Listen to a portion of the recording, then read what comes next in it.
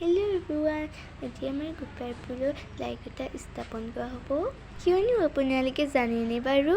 আমাৰ ইয়াত জানুৱাৰী 21, 22, 23 তাৰিখে ৰাজ্যিক পিতৃ ভাওনা আছে আপোনালোকে আমাৰ ইয়াত ভাওনা চাব আহিব দেই এতিয়া মই তাতে যাবলৈ লৈছোঁ